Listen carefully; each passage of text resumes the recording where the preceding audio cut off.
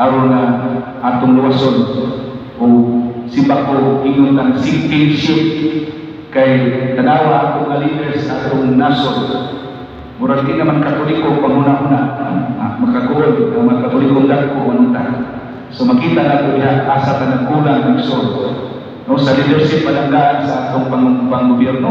Makita na nato asa nagkulang ang atong simbahan. So kiningtalan ang bisi naghatag na itong paglaon. Nabisa ko, nakita nato ng mga sana shades, lights and shades sa atong kinabuhi. Tungkol sa bisi, nakita nato na ang bisi nagtanyag nato pamaaki, nagtanyag nato way out, hindi atong nakaulod na nung kahimutan.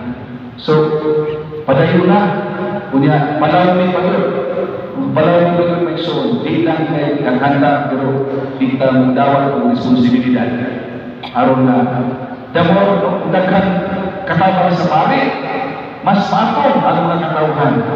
Kung sa'yo naman ang pagmaniho kung kamay ang iyong manihukon, kaysa kaming tao niya, muna, mga high blood na lang kayo, alaw sa kapari, sa usa ka paglalugod sa katawhan, sa mga lanak. Muna, maaghan yung talabininas, malimot at missionary, itong sa kadaghan sa itong serbisyuhan. Pero kung bago sana, ubarog lang mo, kadausan ako, mangako, dawakon ka ang habit sa BSC. Manilo.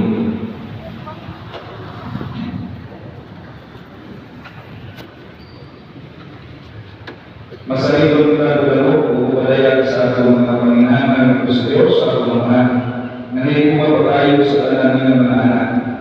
Sa magkapangamuyo at tutuwag, Ginoo iyahay kami kanunay. Ginoo iyahay kami kanunay.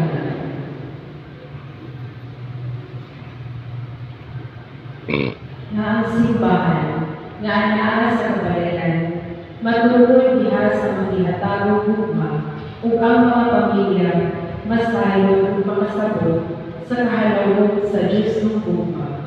Mag-ampo kita sa Ginoo. Ginoo iyahay kami kanunay.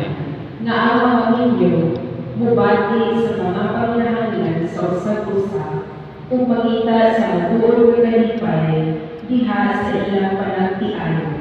Mag-ampo kita sa Ginoo. Ginoo iyahay kami kanunay. Na ang mga nilikanan, manalangin sa ilang mga anak, uban ang pagtagad, ang pag-amuma, ug ang paghigugma. Mag-ampo kita sa Ginoo. Ginoo iyahay kami kanunay. Na ang mga